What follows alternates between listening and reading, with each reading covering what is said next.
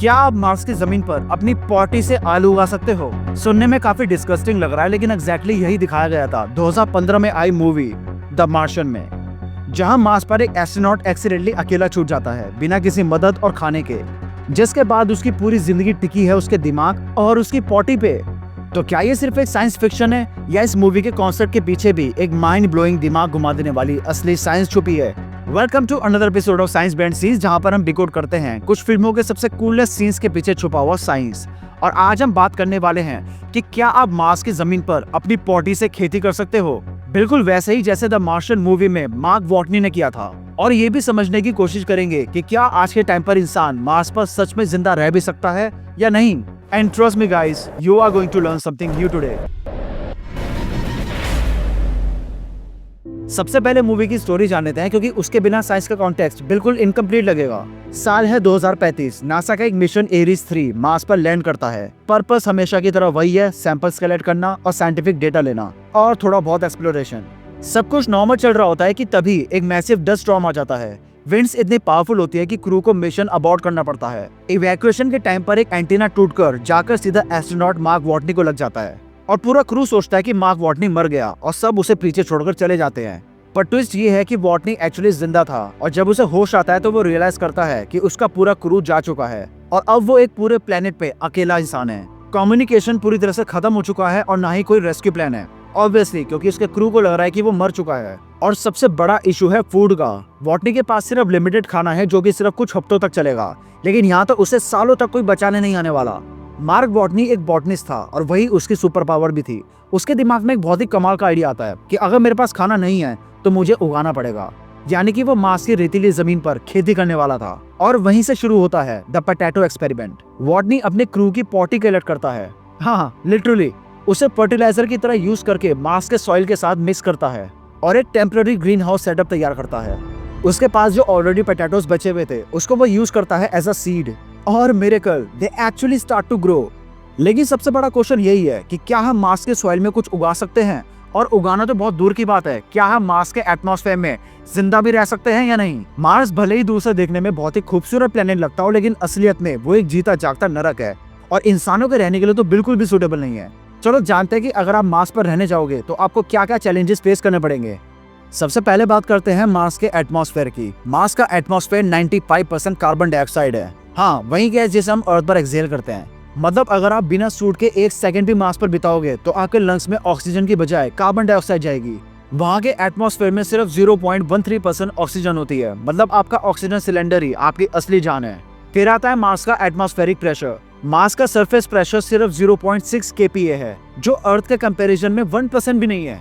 इतना कम प्रेशर होता है कि अगर आपके पास स्पेस सूट ना हो तो आपकी बॉडी के फ्लूइड्स लिटरली बॉयल करने लगेंगे। यस, बॉयल करने लगेंगे एट नॉर्मल बॉडी टेम्परेचर। इसके बाद आता है वहाँ का टेम्परेचर, जिसका एवरेज है -60 डिग्री सेल्सियस, जो रात में घट के -100 डिग्री सेल्सियस से भी नीचे चला जाता है। मार्स के सरफेस पे सबसे हाईएस्ट टेम्परेचर रहता है 20 डिग्री सेल्सियस, जो अर्थ के हिसाब से नॉर्मल है, लेकिन ये टेम्परेचर भी मार्स के सिर्फ इक्वेटर के पास ही है। जिसके बाद आती है सबसे इंपॉर्टेंट चीज, ग्रेविटी। मार्स की ग्रेविटी अर्थ के कंपैरिजन में सिर्फ 38% है। सो वहाँ पर आपका वेट 1/3 हो जाएगा, जो सुनने में काफी ज्यादा इंटरेस्टिंग लग रहा है, लेकिन लॉन्ग टर्म में ये आपकी मसल लॉस और बोन डेंसिटी को लिटरली खत्म कर देगा। इसके बाद आती है सबसे डेडलीस्ट चीज, रेडिएशन। मार्स के पास मैग्नेटिक फील्ड नहीं है और उसका एटमॉस्फेयर भी बहुत पतला है। इसका मतलब कॉस्मिक रेडिएशन और सोलर पार्टिकल्स डायरेक्टली सरफेस पे आते हैं। क्यूरियोसिटी रोवर ने मेजर किया था कि मार्स पर रेडिएशन एक्सपोज अराउंड 0.7 मिलीसीवर होता है पर डे। अब कंपेयर करो अर्थ से, यहाँ पर इंसानों को मिलती है 0.002 मिलीसीवर पर डे। नेक्स्ट आती है यहाँ की मिट्टी। सबसे शॉकिंग फैक्ट ये है कि मार्स की सॉइल यानी कि रेगोलिथ में होता है परक्लोरेट सॉल्ट। ये केमिकल्स एक्सट्रीमली टॉक्सिक होते हैं ह्यूमन बॉडी के लिए भी और प्लांट्स के लिए भी। और इन्हीं टॉक्सिक केमिकल्स की वजह से मूवी के अंदर बॉटनी ने भी ह्यूमन पॉटी का इस्तेमाल किया था, ताकि वहाँ की सॉइल में अर्थ लाइक बैक्टीरिया और न्यूट्रिएंट्स आ सके। जिसके बाद आती है वो चीज जिसके बिना इंसान सर्वाइव भी नहीं कर सकता, वाटर। मार्स पर लिक्विड वाटर एग्जिस्ट नहीं करता, क्योंकि प्रेशर इतना कम है कि पानी इंस्टेंट इवेपोरेट या फ्रीज हो जाता है। पर हाँ, वहाँ पर आइस मिलती है, लेकिन वो भी सिर्फ पोल्स पे। नासा ने कंफर्म किया है कि मार्स के पोल्स पे मैसिव आइस के शीट्स हैं। तो टेक्निकली वाटर तो अवेलेबल है, लेकिन अनफॉर्चुनेटली आप उसे इस्तेमाल नहीं कर सकते। अब एक और बहुत बड़ी प्रॉब्लम है मार्स के साथ, और वो है डस्ट स्टॉर्म्स। मार्स की सबसे ड्रामेटिक प्रॉब्लम, जो पूरे प्लेनेट को एक साथ कवर कर सकते हैं। और ये स्टॉर्म्स हफ्तों तक बिना रुके चलते रहते हैं। और इन्हीं डस्ट स्टॉर्म्स की वजह से वहां पर आपके सारे इलेक्ट्रॉनिक मटेरियल्स खराब हो सकते हैं अगर आप उन्हें बचाओ ना तो। द मार्शन मूवी के अंदर भी इसी डस्ट स्टॉर्म की वजह से मार्क वॉटनी मार्स पर अकेला छूट गया था और इसी डस्ट स्टॉर्म की वजह से एक बार वॉटनी की पूरी खेती भी बर्बाद हो गई थी। अब यहाँ पर साइंस बहुत ही इंटरेस्टिंग टर्न लेती है। मूवी के अंदर वॉटनी ने पानी बनाया, ऑक्सीजन बनाया और खेती करी। ये तीनों चीजें थियोरेटिकली पॉसिबल है। फॉर एग्जाम्पल मार्सी एक्सपेरिमेंट जो नासा के परसेवरेंस रोवर में लगा है, उसने 2021 में सक्सेसफुली मार्स के CO2 से ऑक्सीजन बनाया था। फिर 2017 में इंटरनेशनल पोटैटो सेंटर जो कि पेरू में है, उन्होंने मार्स लाइक कंडीशंस में पोटैटो ग्रो करने का एक्सपेरिमेंट किया और वो इस चीज में कामयाब भी हुए। लेकिन इसके लिए उन्होंने पहले सॉइल को डिटॉक्सिफाई किया, टेम्परेचर रेगुलेट किया और उन्हें आर्टिफिशियल एटमॉस्फेयर बनाना पड़ा। अब देखो, हमने मार्स के एटमॉस्फेयर और मूवी के कॉन्सेप्ट के बारे में समझ लिया।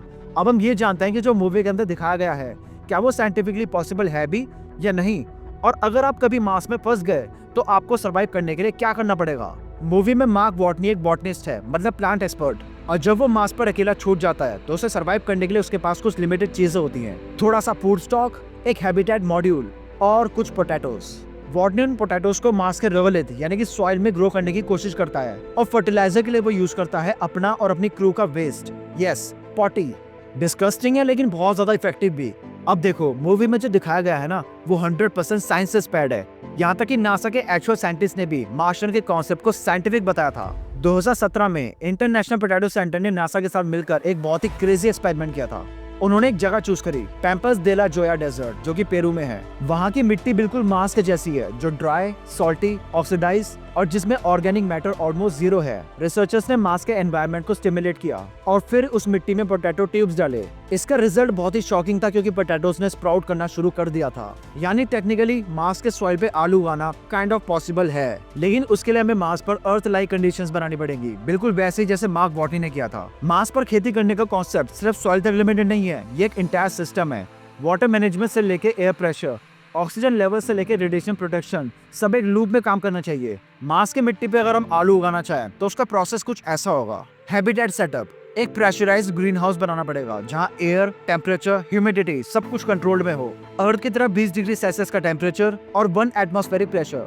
जिसके बाद है सॉइल प्रिपरेशन, रिगोलिथ को ट्रीट करना होगा टॉक्सिक केमिकल्स रिमूव करके और न्यूट्रिएंट्स ऐड करके। फिर आता है वाटर सर्कुलेशन, मेल्टेड आइस से रिसाइक्ल्ड यूरिन को प्यूरिफाई करके इरिगेशन के लिए यूज कर सकते हैं। फिर एक और इम्पोर्टेंट चीज, लाइट कंट्रोल। मार्स पे सनलाइट कम होती है और डस्ट स्टॉर्म लाइट को ब्लॉक कर देती हैं, तो उसके लिए आर्टिफिशियल ग्रो लाइट्स लगानी पड़ेगी, जो कि कोई बड़ा काम नहीं है। फिर आती है सबसे बड़ी और इम्पोर्टेंट चीज, रेडिएशन प्रोटेक्शन।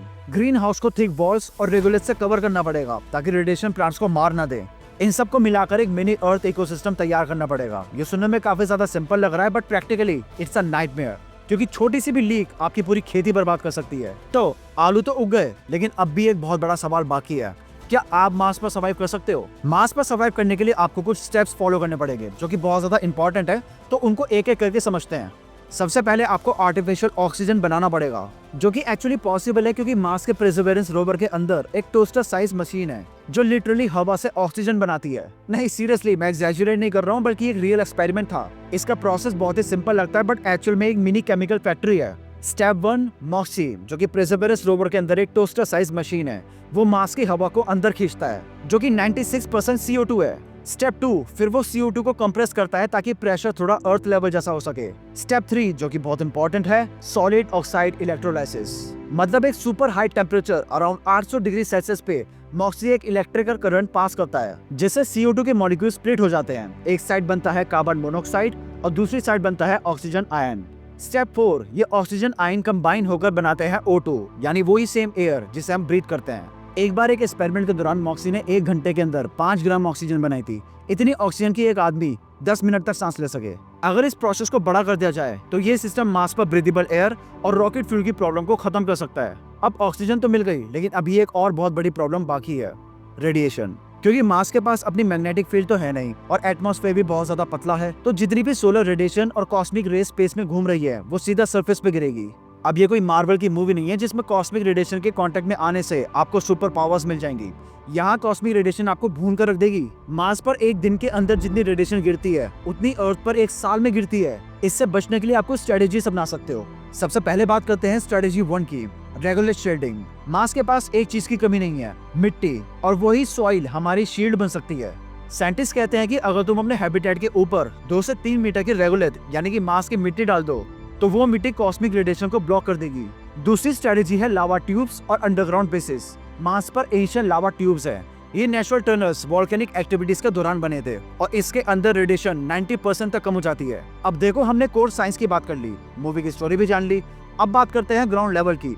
और सच्चाई ये है कि अभी के लिए मार्स पर खेती करना नियरली इम्पॉसिबल है, at least for few decades. May be 30 से 40 साल बाद हमारे पास स्मॉल हैबिटेट होगा मार्स पे, बट अभी के लिए मैं ये कह सकता हूँ कि आप अपनी इस जिंदगी में इंसानों को किसी दूसरे प्लेनेट पे डेरा जमाते हुए जरूर देख लोगे, एंड दैट्स फॉर श्योर। अब जब आलू उगी गए हैं तो भिंडी, बैंगन, लौकी, तोरी ये सब भी उगी जाएंगे किसी दिन, लेकिन तुम्हें इतना वेट करने की जरूरत नहीं है क्योंकि मैं 4 दिन बाद फिर से आऊंगा अपना सड़ा हुआ मुंह लेके। तब तक के लिए stay curious and all here to the Cosmos.